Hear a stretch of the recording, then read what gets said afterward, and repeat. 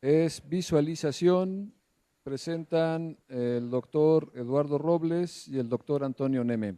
Por favor, pasen para acá. No se vayan todos.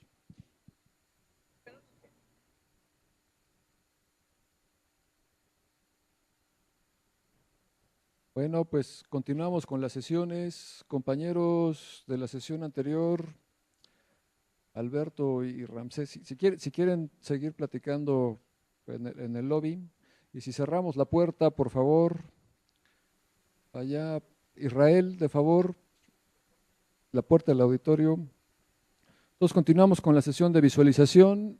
Presenta el doctor Eduardo Robles Belmont y él pertenece al Departamento de Modelación de Sistemas Sociales del Instituto y presenta la plática Visualización de la Información y Datos en los Estudios Sociales de la Ciencia y la Tecnología y la Sociedad. Eduardo. Pregunta. Sí, bueno, ¿me escuchan? Yo me preguntaba dónde lo leías, no lo veía, no es acá. Bueno, buenos días. Eh,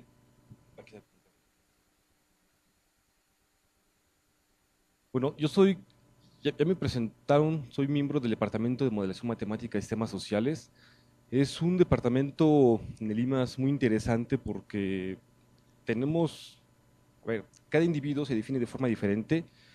A mí a veces me preguntan cómo me defino y yo digo que soy una especie de híbrido porque vengo de ingeniería, pero terminé siendo sociólogo, o al menos es como dicen mis colegas que soy sociólogo, ¿no? Allí hay historiadores, antropólogos, filósofos, recientemente un biólogo, y bueno, hay un punto que nos une a todos y que es el uso, el desarrollo y la aplicación de las ciencias computacionales en las ciencias sociales. El trabajo que les voy a presentar yo hoy, más bien el trabajo, la plática que les voy a presentar hoy tiene que ver desde un punto de vista de usuario, de un usuario de las herramientas y métodos de visualización de datos y de información, detrás de las cuales pues hay mucho trabajo que ya nos presentaron en las pláticas anteriores, ¿sí? De matemáticas, de estadística, de cómputo, y bueno, yo me voy a centrar más en una serie de aplicaciones.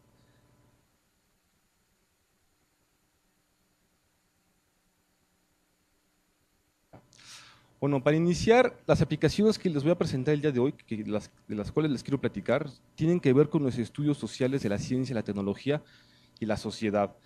Es un campo relativamente nuevo a nivel mundial. En México es más nuevo, es un campo en plena construcción, donde sobresale el trabajo de la sociología, pero también hay economistas, hay antropólogos, hay historiadores, hay filósofos y bueno, gente de muchas otras disciplinas que se han interesado en ese trabajo, que abarca también a tomadores de decisiones y gente de la gestión, de la administración, pero de la política pública, de la tecnología en las empresas. Es muy amplio.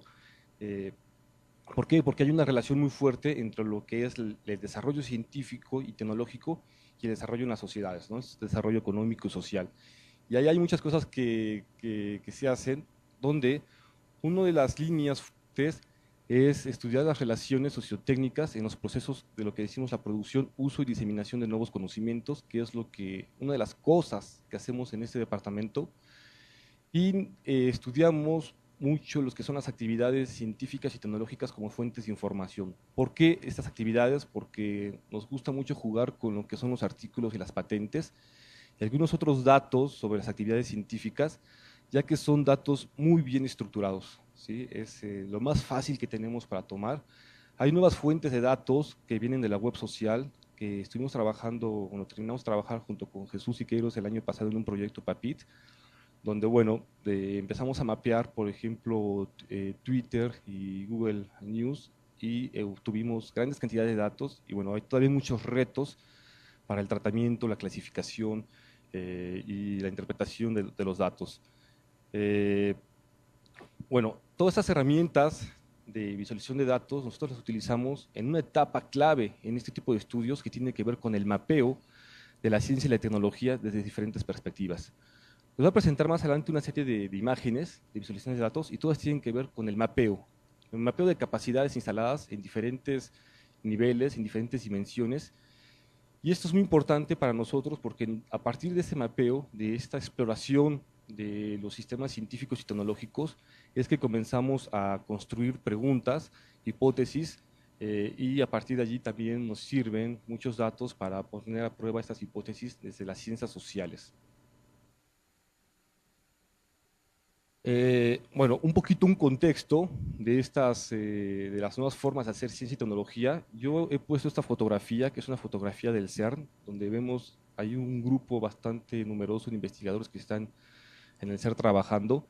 Y me gusta esta fotografía porque refleja muy bien nuevas formas de hacer ciencia, grandes infraestructuras que son el resultado de grandes políticas regionales e internacionales en ciencia y tecnología que moviliza investigadores de diversas disciplinas, de muchas disciplinas. Allá dentro del CERN tenemos físicos, matemáticos, químicos, pero también hay filósofos ahí metidos, por ejemplo, haciendo trabajos de filosofía de la ciencia o historia de la ciencia. Entonces, ese que la muestro, me gusta usarla en muchos de mis cursos porque a los estudiantes me sirve para explicarles estas nuevas formas en la ciencia que son el resultado de un proceso que hemos llamado la internacionalización de la ciencia y que aunado a esto que hemos llamado la era de la información o la era digital, pues nos trae nuevas dinámicas, nuevas formas, nuevos espacios donde se producen los conocimientos y donde circulan. Y claro que viene acompañado de una producción masiva de datos a los cuales el acceso es realmente fácil, ¿no? Digo relativamente porque también se requiere de capacidades y de habilidades para poderlos identificar, mapear y analizar. Esto nos ha llevado desde las ciencias sociales, por ejemplo, a obtener, porque estos son estructuras sociales, si las vemos, eh, tenemos necesidad de métodos y herramientas para analizar y visualizar estas grandes cantidades de información, donde la computación, la ciencia de la computación, pues han traído capacidades muy atractivas, ¿sí? Desde lo que ahora conocemos como las ciencias sociales computacionales, ya que hay, como ya comenté, posibilidades de acceder a grandes cantidades de datos y analizarlos desde diversos enfoques. Ya solamente no nos estamos limitando a agarrar artículos y patentes, sino ya lo estamos relacionando entre ellos y agarrando información de otras fuentes de datos. O, por ejemplo, pueden ser proyectos, puede ser la web social. Hace unos años era muy difícil tener información o pistas de las relaciones entre la ciencia y la sociedad. Actualmente, con todo lo que se dice en la web social, en los blogs, en las noticias, ya es más sencillo que nosotros podamos tener algunas pistas de cómo los ciudadanos movilizan un conocimiento científico para discutirlo, para confrontarlo, para criticarlo, para defender posiciones políticas, ideológicas, económicas, entre otros. Y eso es sumamente interesante, ¿no? Todavía hay mucho debate sobre los alcances de estas herramientas y de estas perspectivas, porque vienen en efecto a impactar o a influir mucho en las agendas de investigación en las ciencias sociales, porque hay propuestas de información y de técnicas que hace 5 años, hace tal vez 10 años, no teníamos ni idea. Y hay muchas preguntas, ¿no? Todavía hay beneficios, también existen desafíos teóricos aún, porque muchos de estos nuevas perspectivas vienen a abrir nuestros cuestionamientos teóricos que habíamos tenido hasta el momento. Hay desafíos técnicos, ¿sí? Y hace rato nos hablaron de que hay cálculos que no se pueden hacer ni con las computadoras de Google, de Yahoo, etcétera. Todavía falta mucho, pero bueno, se está trabajando en eso. Hay también desafíos y cuestiones éticas. Bueno, esto lo conocemos con el tema de los datos, cómo y del uso que se le están dando. Hace semanas escuchamos el caso en Estados Unidos y con Facebook, el conflicto que hubo con el uso de ciertos tipos de datos. En fin, todo esto yo lo quiero comentar porque es lo que está en el centro, o son los debates, las cuestiones que se están discutiendo en algunas áreas de las ciencias sociales, en esa intersección que hay con las ciencias computacionales, ¿sí? Y es una realidad. Hay debates, hay conferencias, congresos internacionales, donde hay cuestiones que van desde el temas técnicos, teóricos y éticos, hasta cuestiones más filosóficas, como por ejemplo la desmaterialización de la cultura a través de estos repositorios en la web, de cuadros, de fotos, y eso tiene implicaciones también sobre la percepción y la traducción de lo que es un bien cultural, ¿no? O un capital cultural. Eh, bueno, voy a empezar con las visualizaciones como usuario. Hay una serie de Hay muchas herramientas, cada año surgen nuevas herramientas, cada año surgen nuevas plataformas para minar los datos, para tratarlos, para intentar limpiarlos, intentar porque todavía hay mucho trabajo sobre el tema del tratamiento de datos, hay mucho trabajo sobre algunos campos que tienen que ver con la normalización de los nombres de los autores, de los institutos, por ejemplo, pero hay propuestas muy interesantes y hay trabajos que también yo he descubierto últimamente en ciencias de la computación que todavía no llegan a las aplicaciones. Yo espero que pronto los empecemos a ver en plataformas, en estos software, estas herramientas, pero hay un riesgo que en algunas partes de las ciencias sociales nos cuestionamos, que es que nos llegan como artefactos, ya como cajas negras, y muchas veces desconocemos su funcionamiento real, o sea, lo que hay dentro de esos softwares. Los algoritmos no los conocemos, ¿no? Entonces, porque todavía hace falta mucho trabajo de acercamiento entre las ciencias sociales y las ciencias computacionales, las matemáticas. Es una perspectiva que yo me hago desde esta posición como usuario. Aquí, por ejemplo, en los trabajos de la bibliometría y la sensometría, en la tarea del mapeo de capacidades, con frecuencia hacemos esto. Aquí es una red de colaboraciones institucionales, ¿no? De un grupo de investigadores en BioNano en México, y es lo que intentamos hacer muchas veces, o lo que nos piden. Este trabajo tiene aplicaciones tanto normativas como analíticas.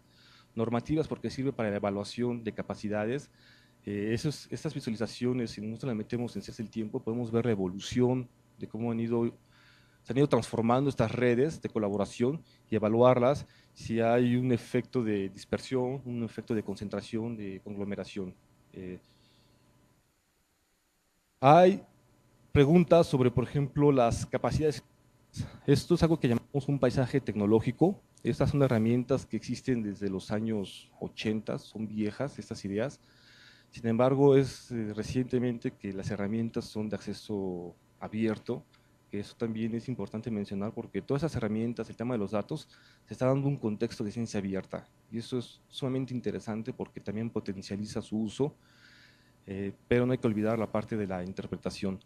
Aquí, por ejemplo, lo que es sobre el tema de nanopartículas de plata para un centro de la UNAM que le interesaba un grupo, saber cuál es la perspectiva, el paisaje internacional en la producción de patentes de nanopartículas de plata.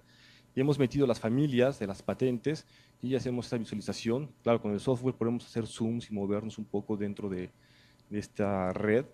Y bueno, eso es interesante porque igual podemos aplicar algunos algoritmos de clusterización y en función del algoritmo y lo que nos muestra, bueno, pues es lo que vamos a ver después y a interpretarlo. Tenemos otros ejemplos, por ejemplo, algo que nos preguntamos hace tiempo cuando surgió el análisis de redes, una de las críticas que se le hizo fue que las visualizaciones que nos mostraban eran fotografías estáticas de una red, de un grupo social, de esa estructura. Rápidamente hubo propuestas sobre hacer comparación en el tiempo de estas estructuras, de las redes, cómo se han ido transformando. Y hay una aplicación, una metodología que se llama Map Equation, que es muy sencilla, es abierta y nos gusta mucho porque justamente nos permite ver cómo en el tiempo han ido evolucionando esas estructuras. En este caso es el tema de la competencia disciplinar en el campo de nanociencias y nanotecnologías, donde vemos cómo en ciertos periodos, en ciertos momentos recientes, que tienen que ver con políticas públicas. Por ejemplo, aquí el análisis comienza a partir, no, es hasta el 2000, hasta el 2001, porque en el 2001 es cuando se lanza en Estados Unidos la Iniciativa Nacional por las Nanotecnologías, que es considerado como el banderazo para la carrera por el desarrollo de estas tecnologías nuevas. En el 2006, que es cuando en México se construyen unos laboratorios nacionales, resultado de una política nacional del CONACYT para infraestructura en el país. En el 2009-10 tenemos las redes temáticas, que también vino a influir mucho en la forma de organizar el trabajo científico en el país, y eso reestructuró algunos grupos, algunas formas de producir conocimiento, y últimamente, bueno, aquí nos paramos en el 2017 porque fue donde paramos el estudio. Y aquí la idea es ver cómo se han ido se ha ido transformando en esas redes del perfil de conocimiento la presencia de disciplinas. Y claro, vemos que hay momentos en los cuales empieza a aparecer la biotecnología, la farmacología, materiales avanzados, la electrónica en el país, y eso también corresponde pues, a la disponibilidad de cierta infraestructura. Por ejemplo, aquí en el 2006, en Puebla se construyó el laboratorio de nanoelectrónica, lo cual puso a disposición en el país infraestructura muy importante para hacer nanoelectrónica, y pocos años después vemos la presencia de trabajos en esas disciplinas, en esas áreas. Y esto nos permite corroborar, esta especie de mapeo nos permite corroborar, confirmar ciertas hipótesis que nos hacemos desde las ciencias sociales en trabajos, repito, tanto normativos como analíticos. Otra herramienta que nos gusta mucho utilizar, o conjunto de herramientas, tienen que ver con la minería de texto. Esto no es nuevo, pero repito, igual, cada vez hay más herramientas desde las ciencias de la computación, de acceso libre, que nos permiten pues, obtener cosas que nosotros llamamos cartografías de temáticas. Aquí podemos meter cualquier tipo de texto. Nosotros lo que hacemos son los títulos de las patentes, los títulos de las noticias, podemos meter los hashtags que jalamos de Twitter, entre otro tipo de datos, y bueno, pues lo que nos hacen las diferentes metodologías, los diferentes métodos en la minería de texto, porque hay una diversidad bastante amplia, es proponernos clasificaciones del texto, ¿sí? Hay unas clasificaciones que son muy detalladas, otras son muy generales. Aquí la idea y lo que potencializa el trabajo es dominar diferentes herramientas, entenderlas y dominarlas, porque un método para nosotros complementa a los otros métodos al uso, al momento de hacer este tipo de fotografías. En este caso es el tema de las convergencias tecnológicas, que es un tema que actualmente está permeando bastante en la política en ciencia y tecnología, no solamente en el país, sino a nivel global. No sé si recuerdan, hace unos años hablábamos de los sistemas de innovación, después pasamos a la triple hélice y ahora hablamos de convergencia tecnológica, ya integrando nuevas dinámicas, nuevos aspectos en la sociedad, donde hay ciertos sectores de la sociedad que interactúan con los sistemas científicos, y bueno, ahí es donde metemos esa parte de convergencia tecnológica y es uno de los temas que estamos estudiando. Para el tema de datos masivos, aquí una pregunta es que nos hemos hecho, circula en la web social sobre ciencia y tecnología. Esto es el caso de las nanotecnologías a nivel mundial. Fue un periodo, si no me equivoco, como de 2 meses y medio, fueron tantos mil tweets, y bueno, empezamos a usar estas herramientas de visualización de datos para observarlas, ¿no? Una de las capacidades que hemos desarrollado en el departamento y en el laboratorio de redes es justo el dominio o cierta expertise en el uso de diversas herramientas. Eso nos ha dado cierta posición, porque no todas las herramientas nos sirven. Hay algunas que por la cantidad de datos simplemente la herramienta no funciona, pero por ejemplo hay estas herramientas, Cytoscape, que es una herramienta para la medicina genómica, que es muy potente, es muy fácil de entender, porque detrás de cada botón, de cada algoritmo, pues hay la bibliografía y vamos a leer los artículos, y eso tiene que ver con la ciencia. Es muy transparente el uso de estas herramientas, y eso es algo que a nosotros nos gusta bastante.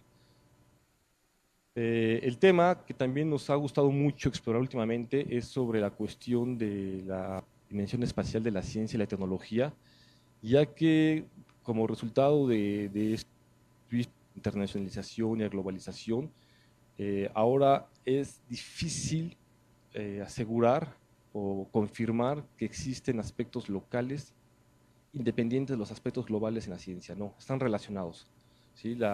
Esta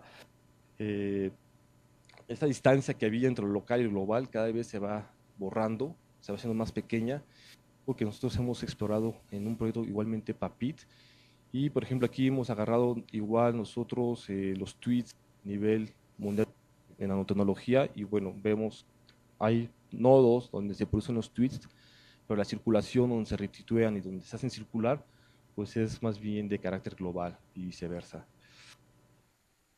Este tema de la dimensión espacial también nos ha llevado a explorar otro tipo de datos que hasta hace poco no se habían explorado por un tema de acceso. En este caso son datos que conciernen al Sistema Nacional de Investigadores del país y son datos donde nosotros hemos visto a través de la formación de investigadores y de sus orígenes, por ejemplo, mapear la migración científica y también el flujo o las trayectorias de los mexicanos que van y se forman al extranjero y que regresan a México o que pasan por otras regiones del mundo. Y esto, bueno, lo podemos cruzar con otra cantidad de datos que también nos pueden permitir ver las temáticas de aquellos investigadores que se han formado en Inglaterra o en Francia, qué áreas son, sobre qué temas trabajan. Cuando regresan a México, las agendas con las que trabajan corresponden a agendas globales, locales, corresponden a temas, a problemáticas globales o locales. Toda esta información, rápido ya para terminar, es bastante amplia. A nosotros en las ciencias sociales sí comienza a tener cada vez un mayor impacto. Yo creo que hace falta mucho tiempo que tomemos los investigadores de reflexibilidad. Y aquí, bueno, rápido, no voy a explicar todos los puntos que se me acabó el tiempo, pero creo yo que es importante que abramos estas cajas negras, que son todas estas herramientas, para lo cual necesitamos herramientas de acceso abierto, porque a veces, bueno, yo he visto muchos errores, muchas malas interpretaciones en torno a las visualizaciones que son sumamente atractivas, y es porque pues, hay un desconocimiento, hay una falta de trayectoria, hay una falta de habilidad en el uso del cómputo, pues, desde las ciencias sociales, y creo yo que ahí los científicos sociales necesitamos hacer muchos esfuerzos. No necesariamente tienen que ser como nosotros, tener un pie en el IMAS, ¿no? Pero bueno, se pueden acercar, porque ya lo repito hace rato, y les invitamos al IMAS. Y esto nos lleva a cuestionarnos sobre cuál es nuestro rol con estas nuevas herramientas, ¿sí? No es un rol, creo yo, de un simple usuario. Yo quisiera que tuviéramos un rol desde las ciencias sociales, también de construcción de estas herramientas, porque con frecuencia nos estamos preguntando hasta dónde estos nuevos modelos y métodos de visualización de datos nos llevan para poder trabajar juntas en nuestros objetos de estudio sociales. Y hay una ventana de oportunidad bastante amplia de acercarnos a colegas para trabajar y construir en conjunto esas nuevas herramientas. Gracias.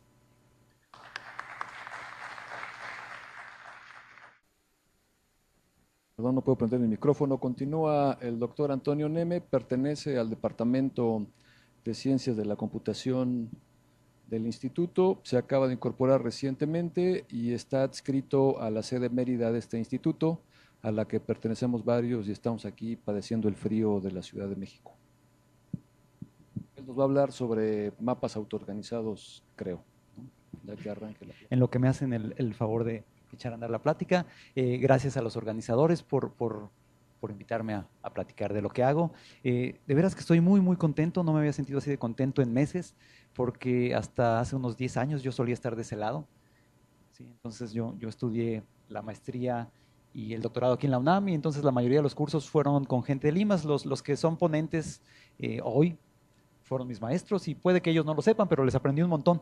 Y de hecho, desde que estaba yo en la licenciatura, hacía cosas de lo que, digo, en la maestría, cosas de las que les voy a hablar, que es básicamente visualización de datos multidimensionales. Bueno, sin más preámbulo, voy a eso. Pensaba, esto no funciona. Hay que montarle acá, ¿no? Sí. Bueno, esto es de lo que voy a hablar, un poco de visualización de datos multidimensionales. En realidad voy a hablar de ejemplos. Toda la plática va a ser en términos de ejemplos. Iré por ahí dando algunos elementos, algunas definiciones, algunos comentarios, pero voy a hablar básicamente de 3 ejemplos: uno en urbanismo, uno de visualización del estilo de ciertos escritores, y luego voy a dedicarme más bien a hablar de un ejemplo en el ámbito biomédico. Y al final también quiero hacer un comercial a un software en el que he estado, que he estado desarrollando junto con algunos colegas, y que se llama Pareidolia, que luego les platico qué significa el nombre. Pero básicamente, bueno, no voy a hablar mucho de visualización en términos generales.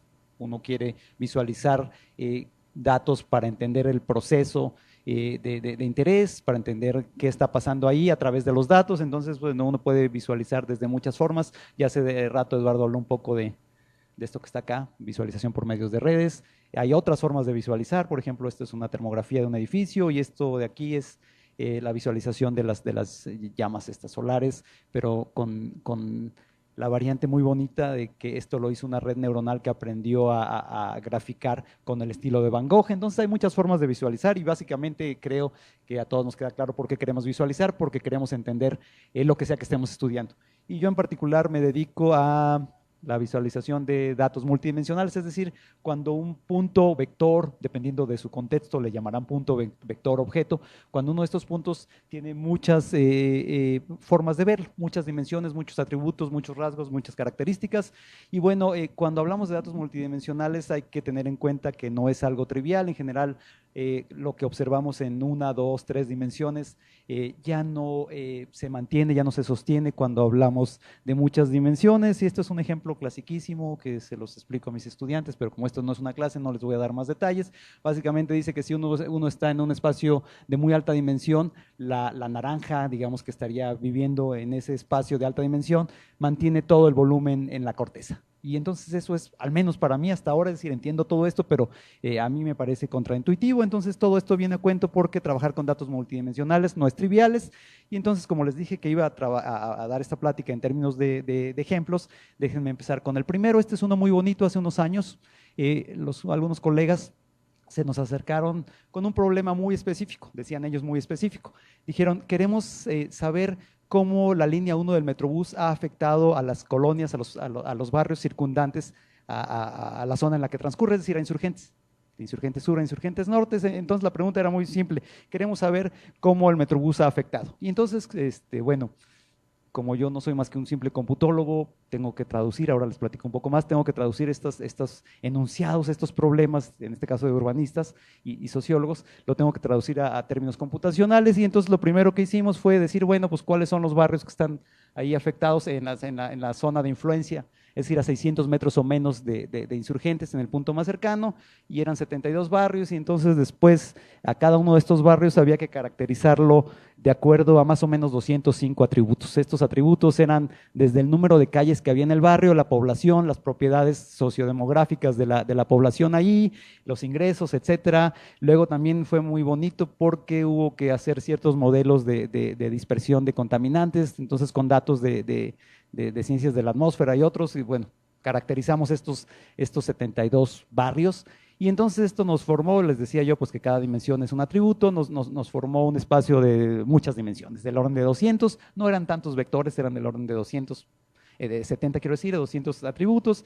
Y entonces, bueno, lo que hicimos primero fue traducir esto a un, digamos, problema computacional, es decir, plantearlo en términos de algo en lo que nosotros o en lo que yo pudiera colaborar. Y entonces básicamente eso en términos digamos pragmáticos quiere decir construimos una matriz de características. Básicamente cada renglón aquí es un dato, en este caso un barrio, y cada atributo aquí pues es una variable, estas variables que ya les dije, la concentración de ozono, la concentración de los contaminantes, etcétera, todos los atributos. Y entonces ya de aquí, una vez que contamos con esto, nos podemos plantear preguntas que probablemente los compañeros urbanistas no se habían planteado, pero bueno, dentro del contexto de la computación es más o menos trivial, dependiendo de qué parte de la computación provengan. Entonces, en realidad, las preguntas que a mí me interesan, y desde lo que lo voy a hablar en esta plática, es tratar de responder estas tres preguntas con base en lo que tenemos en los datos. Por ejemplo,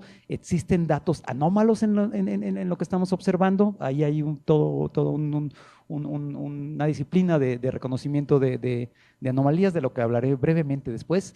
También nos interesa dar respuesta a cómo se distribuyen los datos en este espacio multidimensional, es decir, queremos contar con una aproximación bidimensional en la pantalla de la computadora de qué tan parecidos son estos vectores, en este caso los barrios de los que hablábamos, y luego también preguntarnos si existen vectores, es decir, barrios que son típicos, digamos barrios hipotéticos que condensan los atributos que presentan ciertos barrios o vectores de lo que estamos hablando aquí.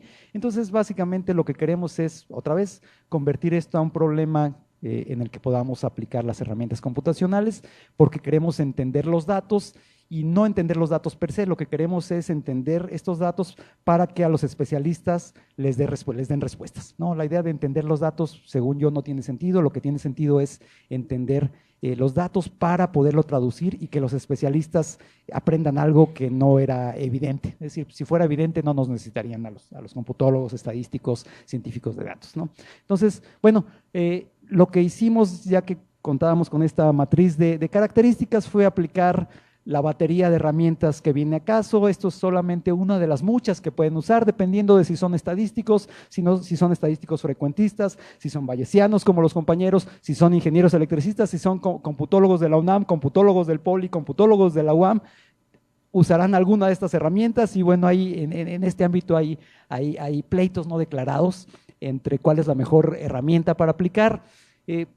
Yo, como soy ingeniero de formación, básicamente me da lo mismo, es decir, aplico la que tenga que aplicarse y vemos cuál funciona mejor. En particular, usamos una que es el mapeo autoorganizado. El mapeo autoorganizado es muy conocido en este instituto. El grupo de varios grupos aquí la han usado, el grupo de Héctor Benítez y muchos otros, hasta donde sé, lo aplican, pero esto es básicamente lo que les presentamos a los urbanistas después de que analizamos sus datos. Aquí hay un código. No se alcanza a ver, no es relevante, pero aquí básicamente lo que está diciendo es qué tan semejantes. Esto es al final la distribución de los 72 barrios que estudiamos en el espacio de dimensión 205, ¿sí?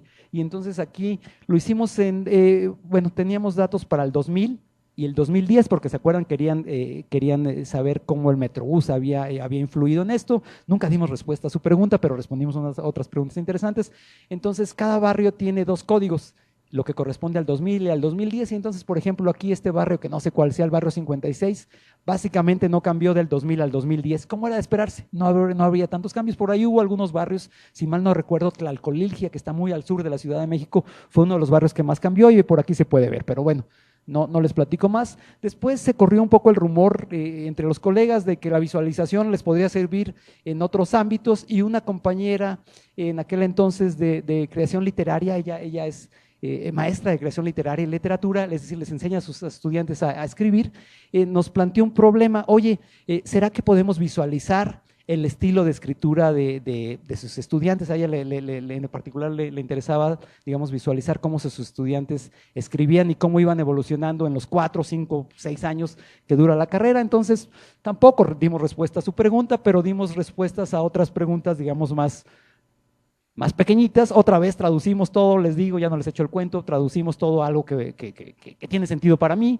Y entonces aquí no se alcanza a ver, es una pena, pero aquí analizamos una centena de escritores, desde Borges hasta Martin Cruz Smith, en diferentes ámbitos, y por aquí lo que no se alcanza a ver es una pena. En mi computadora se veía mejor. Aquí alcanzamos a ver a Jorge Luis Borges. Estos son todos los cuentos de Jorge Luis Borges. Y lo que se puede ver es que Jorge Luis Borges, en esta visualización, tiene un estilo muy semejante y muy constante, que no es de extrañarse. Y luego otros escritores tienen estilos más diversos. Aquí está, no me acuerdo cuál es creo que es exactamente Martin Cruz Smith del que hablaba. Y entonces sus estilos son menos homogéneos, ¿sí? Van cambiando, etcétera. Y por ahí ya no les platico más, pero vimos que uno de los… estudiamos también entre estos autores a una escritora inglesa que fue diagnosticada con Alzheimer, y en algún momento, bueno, ella siguió produciendo, y entonces aquí ya no me acuerdo en cuál es, pero se ve claro que las últimas obras que creó ya son diferentes a lo que hacía. Pero bueno, esto es básicamente visualización de datos multidimensionales. Aquí el espacio fue del orden de mil y tantos dimensiones. Entonces aplicamos toda la batería de herramientas acorde. Hay algo que se llama Future Selection. Si no han oído el término, probablemente lo vayan a oír. Los que ya lo conocen, bueno, pues ya saben de lo que hablo. Pero entonces la idea de todo esto es, otra vez, queremos entender los datos y al final queremos entender lo que sea que estemos estudiando. Para ello requerimos de abstracción. Lo que queremos es abstraer, tratar de encontrar, si quieren, un resumen. Ya me avisan que tengo que apurarme. Queremos encontrar un resumen, y entonces aquí esto es básicamente un dibujo que representa eso. Esta es una forma de abstraer algo que se llama los rostros de Chernoff, que con esto, digamos, básicamente ustedes plasman atributos multidimensionales en una carita. Digamos, si una carita está triste, quiere decir que el rasgo de la boca, que indica si está, digamos, sonriente o alegre, codifica algunos atributos. No me detengo más en esto porque en realidad quiero, ya los 5 minutos que me quedan, los 4 minutos que me quedan de restantes, los voy a platicar, los voy a dedicar a hablarles del último ejemplo. ¿Se acuerdan? Les dije que iba a hablar de 3. Este último ejemplo tiene que ver con biomedicina y en particular tiene que ver con la vitamina D. Llevo varios años trabajando con gente que se dedica al estudio del impacto de la vitamina D en la salud humana, y este estudio en particular reclutó, hay varios estudios en paralelo y estoy colaborando en varios de ellos. Este en particular reclutó una centena de personas. A estas personas las citó un día en ayunas para sacarle sangre, hacerle un montón de mediciones. Nos sacaron, yo también estuve ahí, y es interesante porque así uno se conoce más, pero bueno, le sacan a uno sangre, varios tubitos, y les extraen un montón de atributos fisiológicos, y de aquí, de uno de los tubitos, se extraen algo que se llama PBMCs, que son un tipo de células que son importantes por lo que viene, pero la idea es que entonces nos citan ahí, nos sacan sangre, y luego nos hacen tragar una cantidad abrumadora de vitamina D. Así es, uno se traga como 50 pastillitas de vitamina D, y que casi rompíamos el protocolo de ética, pero no lo rompimos, estábamos por abajo, pero había que tragarse un montón de vitamina D para ver qué tanto cambiábamos al día siguiente, ¿sí? Y al día siguiente nos volvían otra vez a citar en ayunas, nos sacaban sangre y otra vez aislaban estas células que son importantes porque de ahí hacen algo que se llama High Throughput Sequencing. Ahorita les platico, pero básicamente la vitamina D, no voy a hablar mucho de esto. La vitamina D es muy importante. Si no tenemos el nivel adecuado de vitamina D, los huesos, digamos, pierden densidad, pero además últimamente se ha encontrado que hay correlación entre niveles inadecuados de vitamina D y enfermedades de diversa índole, inflamatorias, cardíacas, etcétera, etcétera. Y bueno, estas personas, los que organizaron este estudio, se encuentran muy al norte, en el paralelo 63 norte, y entonces en esas condiciones hay muy poca luz, un par de horas de luz en el peor momento al día, y entonces dirán, bueno, pues es un problema de los nórdicos, que los nórdicos lo arreglen. No. Esto de aquí es la prevalencia de niveles inadecuados de vitamina D en México, de un estudio del 2012. Entonces vean aquí rápidamente, hay hasta 50% de personas en México que tienen niveles inadecuados de vitamina D. Y eso es muy malo, es muy malo. Bueno, pero entonces les decía yo que ya que nos sacaban sangre, ya que nos sacaban sangre, se mandaba a secuenciar, y esto que están viendo aquí es una visualización de digamos, qué genes se expresan, ¿sí? Esto es una visualización, esto es un resumen, esto se llama una visualización del genoma. Aquí están viendo en esta escala todo el genoma, y aquí están viendo qué tanto cambió un gene del día siguiente al que nos tomamos la vitamina D en grandes cantidades con respecto al día original. Entonces esto es una razón de cambio, simplemente se observa aquí qué tanto cambió. Y ahora imagínense que tienen una grafiquita como esta para 100 personas, en realidad para 9 personas, 8 personas, que es para lo que hicimos todo el detalle. Entonces a los biólogos les encanta poner un montón de cosas como esta, ¿sí? 24 líneas como esto es otra vez una visualización del genoma. Entonces imagínense, aquí este es un gen, qué tanto se expresó en el día 0, en el día 1 para un participante, para otro. Esto otra vez entonces nos lleva a lo que ya habíamos hablado. Ahora los genes van a ser los objetos, y los individuos, digamos, qué tanto cambió el gene para un individuo después de la ingesta de vitamina D, corresponde a los atributos. Y entonces otra vez aplicamos lo que ya sabemos, y son visualizaciones. Este es un ejemplo que le pongo a mis estudiantes, les digo, para un poco mostrarles todo lo que hay en el trasfondo. Les digo, a ver, díganme cuál es PSA, componentes principales, y díganme cuál es TSNE, otra herramienta de visualización. Y entonces obviamente no es fácil decirlo. Esto es algo que se llama, esto es ISOMAP, esto es TSNE, esto es escalamiento multidimensional. Entonces esto nos está dando una idea de cómo los genes se dispersan. Ya voy a acabar en un minuto y medio o algo así. Esto es la misma información visualizada con un mapeo autoorganizado. Y el mapeo autoorganizado viene a cuento porque es de lo que voy a hablar brevemente. Lo único que… ya, esto me lo salto. Les decía yo que la detección de anomalías es interesante, pero bueno, me lo salto. Entonces, ya que vimos, ya que se hizo este estudio genómico, hubo del orden de 800 genes que mostraron un cambio del día siguiente a que tomamos vitamina D con respecto a lo que había antes. Y de esos 800 genes, ¿sí?, aquí hay 9 puntitos para cada uno de estos grupos. De estos 800 genes, se dividieron de acuerdo a un mapeo autoorganizado. Aquí aplicamos el mapeo autoorganizado como por ejemplo lo aplican aquí en el IMAS. Lo que hicimos fue discretizar. De los 800 genes nos dimos cuenta, digamos, para cada una de estas personas, cuáles eran los perfiles típicos. Esto lo obtuvo el mapeo autoorganizado. El mapeo autoorganizado obtuvo aquí 16 perfiles o clases diferentes. Lo que está haciendo aquí es encontrar formas, digamos, cambios en la dinámica de la expresión de los genes en 16 perfiles, y esto lo hace el mapeo autoorganizado, digamos, de forma no supervisada. Y entonces lo que tenemos aquí es un resumen muy informativo que a los biólogos les gusta mucho, porque ahora estamos otra vez viendo en el genoma, en todo el genoma, ¿sí?, dónde están esos 800 genes, pero ahora estamos viendo en el código de color, estamos viendo cuál es el perfil en la población, es decir, cuál es el perfil de cambio en la población. Lo que estamos aquí haciendo es discretizar, estamos discretizando, digamos, los posibles cambios de la expresión de los genes, y bueno, estamos resumiéndolo de esta forma. Estamos haciendo al mismo tiempo, ya con esto a cabo, nos estamos posibilitando el uso de otras herramientas.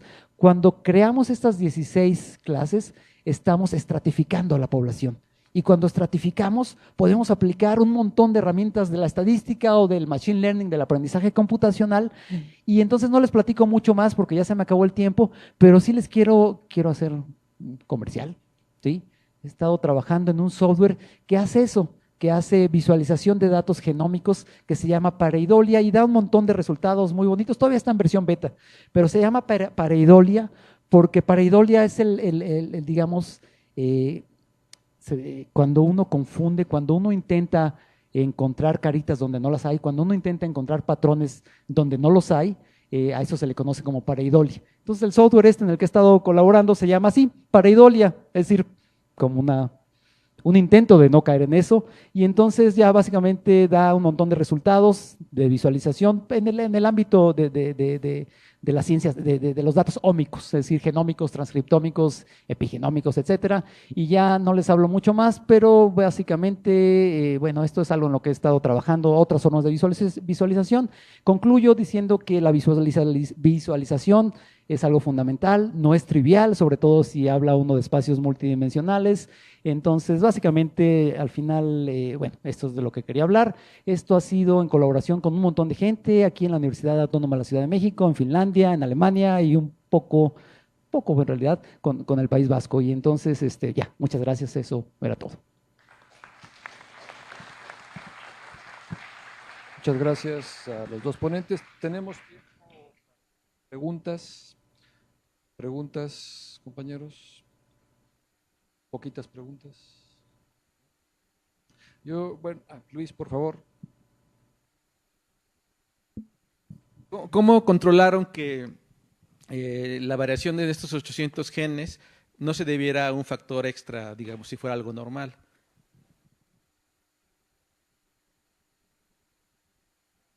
El parámetro de control era la ingesta de la vitamina D, y a cada persona se le midió el nivel de vitamina D antes y después. Entonces ya con eso ajustábamos, pero eso es trabajar con células primarias, es decir, con personas, no con líneas celulares, es muy difícil porque nada nos garantizaba que estas personas en la noche no se hubieran ido a comer salmón, por ejemplo, o nada nos garantizaba que estas personas no se hubieran ido a solear, que hubiera sido difícil porque era octubre, pero entonces sí era difícil controlar. Les pedíamos que no tuvieran un cambio en su vida cotidiana, lo que solían hacer lo mantuvieran, pero sí, ese es un punto, y por eso no se publicó en Nature, porque Nature quería que se, que se, digamos, quitara todo rasgo de duda, lo que es imposible, pues, pero sí, esa es una pregunta difícil, y lo más que podemos hacer es tratar de controlar con el nivel de vitamina D antes y después, y suponemos que nadie hizo nada indebido, es decir, de lo que no tenía que hacer. ¿Una otra? Yo tengo una, Eduardo, sobre tus estudios de ciencia y tecnología. Mi impresión general es que en México tenemos muy buena ciencia, pero poquita, y muy poquita tecnología, que pasa, que se convierte en cosas que se usan. ¿Nos podrías dar tu opinión? ¿Estás de acuerdo? ¿No estás de acuerdo? Solo para hacer plática. Bueno, sí, seguido me hacen la misma pregunta, pero yo he tenido la oportunidad de estudiar otros sistemas en otros países de América Latina y Europa y vivimos la misma situación, ¿sí? Actualmente la ciencia y la tecnología vive bajo cierta adversidad que tiene que ver con el trabajo con industria, que tiene que ver con el trabajo de la aplicación de conocimiento. Hay casos donde en un año anuncian iniciativas muy grandes, como por ejemplo los polos de innovación en Europa, donde crean grandes centros de investigación y 6 meses después se van a las industrias, se van a Asia, se regresan a Estados Unidos.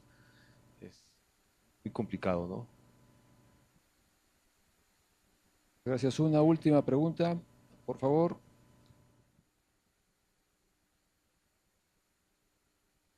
Es admirable todo tu trabajo. Yo creo que pues me encanta todo tu entusiasmo, cómo lo transmites.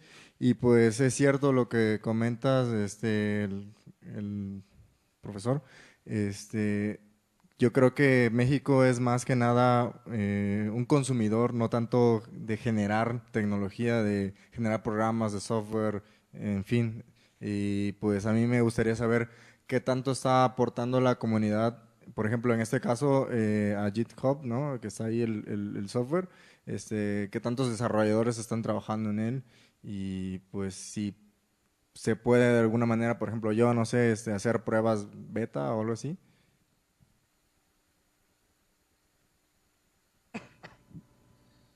Sí, mira, muchos grupos, prácticamente en todas las universidades en el país, hay grupos conectados con estos grandes grupos a nivel mundial. En el IMAS tenemos, bueno, en toda la UNAM tenemos grupos de investigadores que trabajan con estas grandes redes y sí hay aportes, ¿no? A través de las publicaciones. Eso lo podemos medir por las citas. Ahora, en el tema del software en GitHub, ¿cuánto hay? No lo sabemos. Sería una buena tarea revisarlo. Pero bueno, podemos partir de la idea de que va a haber poco, pero bueno, nos podemos llevar sorpresas, ¿no? Que también hay bastantes usuarios mexicanos allí, en GitHub. Sería interesante echarle un ojo ahí. A ver. Muchas gracias de nuevo a los dos ponentes. Muchas gracias a todos. Gracias.